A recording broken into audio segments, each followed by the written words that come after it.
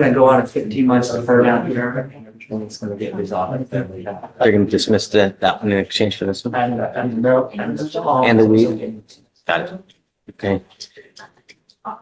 You know, there's not many times that you're going to be afforded. Whoa, pause right there. A felony charge is being dismissed in favor of a misdemeanor? That's a huge legal break. But deals like this aren't handed out lightly. What do you think should people get second chances in domestic violence cases? If they agree to treatment? Drop your thoughts in the comments. This kind of deal where they're going to dismiss a felony in exchange for a plea on a misdemeanor. So I would be very, very careful. If all this stems from self-control or usage of dope or alcohol, I mean, really, there's some people when they drink, they become the life of the party. They're happy, they're fun to be with, they crack jokes. And then there's some people that turn into the devil incarnate. If that's you, then this should be a wake-up call. If it's not, what's it going to take? 25? You're charged with two very serious offenses. You have the assault down here. You've got the assault upstairs. They're going to dismiss that felony assault in exchange for this one. You're entering into a very serious probation where it's a 15-month deferred. This is a type of agreement where if you complete it successfully, you do not end up with a conviction on your record. But it's not dismissed. Let's unpack that. An affirmative finding of family violence means this stays on her record even if she completes the deal.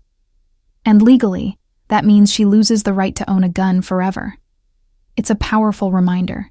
Even a plea deal can carry serious, lasting consequences. If you complete it, there's no conviction, but you can't tell people it was dismissed. It's not dismissed. Just you complete it successfully, you don't end up with a conviction on your record. You need to understand that there's still an affirmative finding of family violence. You pick up another one of these, you're looking at a third-degree felony, another 2 to 10 at the penitentiary. Do you understand? You can also never own a gun or ammunition as a result of this plea bargain agreement as well. Do you understand? Is this what you want to do? You give up nearly every right known to man by entering into this agreement saying, look, I'm going to make it, and if I don't, you can put me in jail for an entire year. That's the agreement that you're entering into now. So for you to complete this successfully, you must do a batter's intervention prevention program. This is a tough one. This is a class that you have to attend once a week for 18 weeks. If you miss it, they're going to kick you out of the program. If you get kicked out, we issue a warrant for your arrest. We'll have a hearing here to see if you violated. No drugs, no alcohol. You will be tested like crazy to ensure that you're not using. You must also do a TRAS. This is an evaluation to see what other conditions you may need. If they assess other conditions, you must fulfill them as well. 20 hours of community service, $100 one-time donation to the family violence provider, no threatening or harassing abusive contact with Mr. Cockrell. Do you have children? I think that in lieu of community service, I would like to do a parenting class. And if she does a parenting class, then I'll waive the community service. This part's actually inspiring. The judge offers to cut the sentence in half if she complies and stays clean. That's rare compassion in the courtroom. Would you be more motivated if the system rewarded good behavior this way?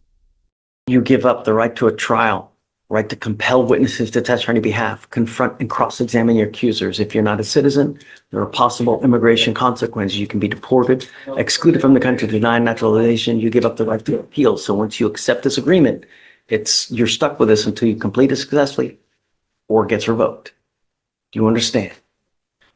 I like to reward people. I like to encourage people to do well. And what I normally do is if you do well in this agreement, if you don't test positive for dope or alcohol, you get all your classes done and you're nice to everybody, I'll take you off in half the time. Okay. So you can be done in half the time. If most, just be nice. Don't pick up any new cases and don't use. You understand? Is this what you want to do? How do you plead to the offense of assault of a family member? Guilty or not guilty? I'm not going to find you guilty now, Miss Loyola. I'm going to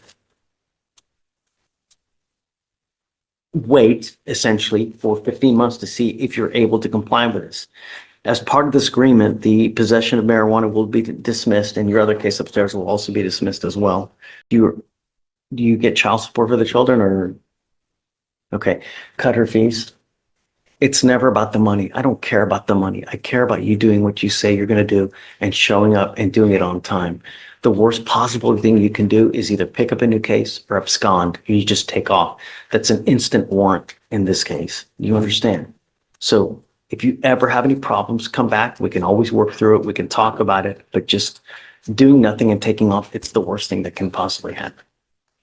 All right. So I'll follow the agreement, send it you to everything. Good luck to you, man.